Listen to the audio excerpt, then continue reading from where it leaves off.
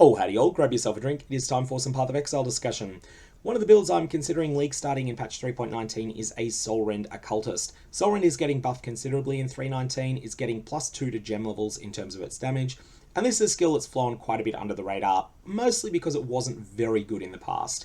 It was fine, it was adequate, it was beating a lot of content, but it's not something that either excelled at clear speed nor at boss DPS. But with a big boost to damage, I think it's in a much better place going forward. And I particularly like the fact that you'll be able to play as an Occultist, get access to those satisfying corpse explosions that the Occultist gets, and do so with a build that works quite well on complete dumpster tier gear.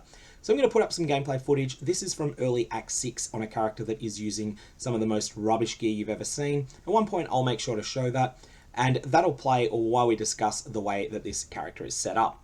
So in terms of the skills we're going to be using, we'll be using Soulrend linked to Void Manipulation, which is a straight damage multiplier for chaos damage, Controlled Destruction, which nerfs your spell gem's crits but raises its spell damage, Efficacy, which raises damage over time and also skill effect duration, Arcane Surge, we'll come back to that in a sec, and Greater Multiple Projectiles. When you're forced to drop one of these because you've only got a 5 link, you want to drop Void Manipulation, it adds the least.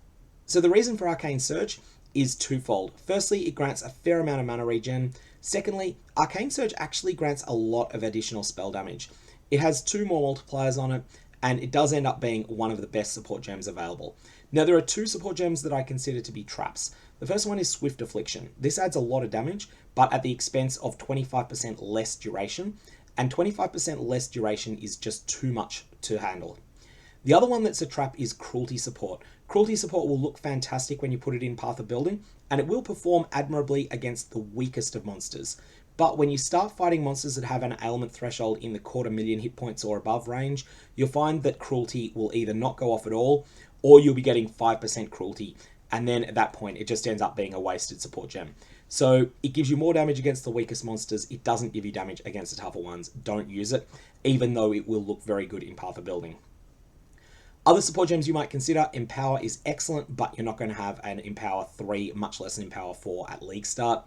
And you can of course replace Greater Multiple Projectiles with some other projectile support, or against certain bosses you may replace it for a straight damage support. We're also using a secondary skill though, and that is Bane. Bane does 2 things. Firstly, it adds chaos damage over time to a monster, so just like Soulrend, but secondly, it also applies all linked curses and gets a chaos damage over time boost based upon the number of curses it's applying. We're going to be applying 3 curses at endgame. These are going to be Temporal Chains, Despair, and Punishment. Before you unlock Tri-Curse, and your 3rd curse will be your very last Ascendancy, so before you unlock that, you'll just want to use a damage support in place of Punishment, and I would recommend Efficacy is one good option, but there are plenty of other good ones. The reason we're using these curses, Temporal Chains is there because it increases the duration of adverse effects on monsters. Partly it's good defensively as well, but it increases the duration of adverse effects on monsters, and that includes Soulrend's lingering damage after the projectile loses contact with the monster. Despair should be pretty obvious. It decreases the monster's chaos resistance, and it also causes them to take increased damage from damage over time effects. Despair is phenomenal. If you're only going to apply 1 curse, it should be Despair. Then when you get your second one, Temporal Chains. Your 3rd one will be Punishment. What Punishment does is it causes enemies that suffer overkill damage, so too much damage more than is necessary to kill them. Some of that extra love that they've taken will be spread to all the other monsters nearby. 10% of the overkill damage will be reflected to other nearby enemies as physical damage. Reflected damage can't be reflected back on you, so you can use this in a physical reflect map just fine, and it will result in some pretty satisfying chain reactions when one monster dies and then causes Profane Bloom to proc, and then that Profane Bloom explosion does a lot of overkill damage to some of the other monsters in the pack, and then you can see some spectacular explosion chains that go through there. So that's the Bane setup. In terms of our auras, we're going to be using Malevolence, which is fantastic for damage over time. We're going to use Grace, which is pure defense, and we're going to use Vile Clarity. Vile Clarity will be kept at a low gem level, and the main reason we're using this is so that when you are in a situation where you want to just spam your main Soulrend against a really tanky enemy, you can then fire off Vile Clarity and not need to worry about anything other than just casting the spell over and over again. You don't need to worry about mana for the whole duration of Vile Clarity. Everything else is a flex slot in terms of your setup. I would recommend using Flame Dash linked to faster casting, linked to Arcane Surge somewhere, and I would recommend using Steel Skin either by itself or attached to cast when damage taken. If you're going to use it attached to cast when damage taken, you'll need to put some serious thought into the exact level that you want to have it at, and that's entirely up to you. I'm just going to recommend a manual cast steel skin that is at the highest gem level possible. In terms of items, we're using dumpster tier stuff.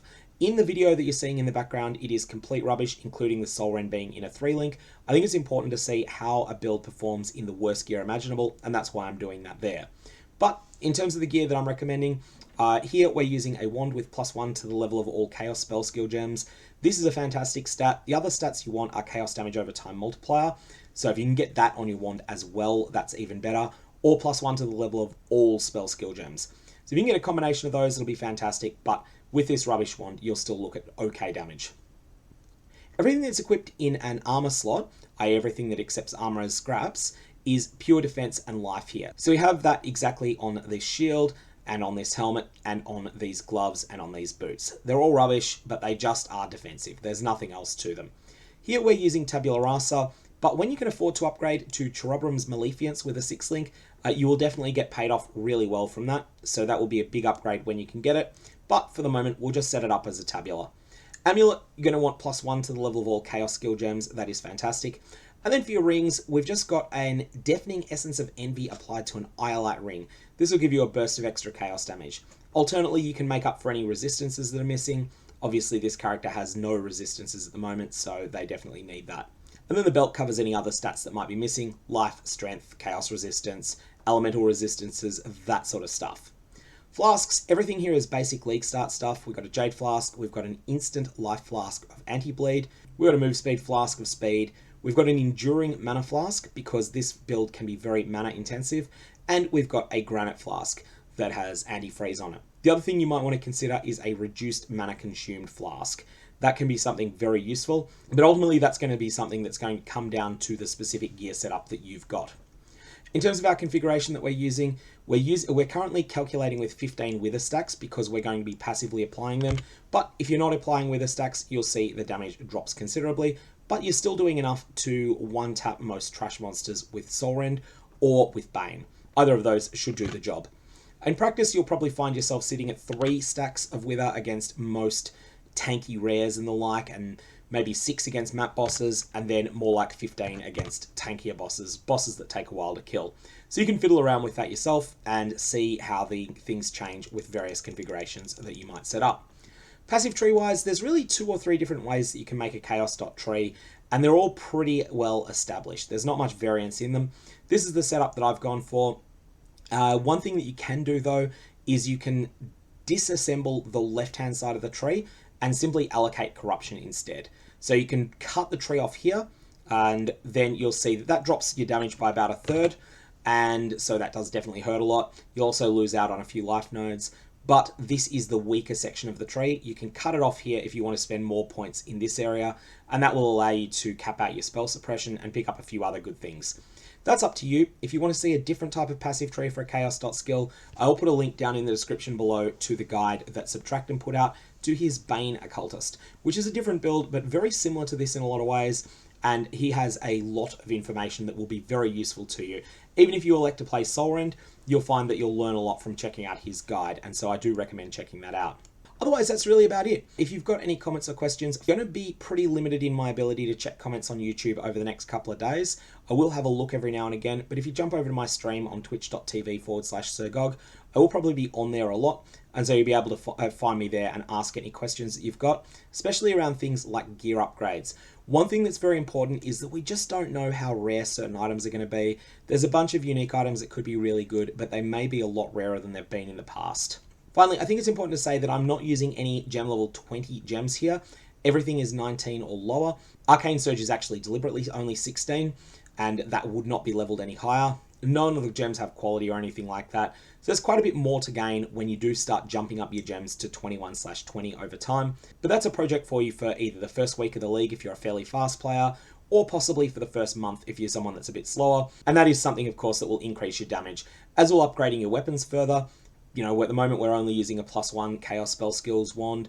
You could upgrade that considerably, get a +2 wand, maybe even dual wield them if you want full damage, or you could just use the unique, the Cane of Unraveling, which is a fairly solid starter unique, but does come with the drawback of preventing you from using a shield because it's a staff.